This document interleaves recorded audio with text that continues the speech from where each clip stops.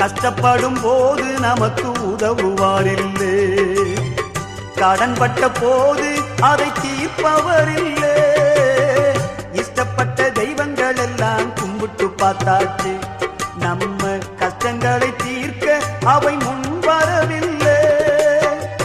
உலகத்தில் தெய்வங்கள் உண்டென்று சொல்வதெல்லாம் சும்மாங்க, இயேசு கிறிஸ்து ஒருவரே மெய்யான தெய்வமுங்க. ஜனங்களின் பாவம் நீக்கி ரட்சிக்க வந்த தெய்வமுங்க. உனக்கொருவர் இருக்கின்றார், உன்னை விசாரிக்க துடிக்கின்றார், உன்னையும் என்னையும் இயேசு நேசிக்கிறார்.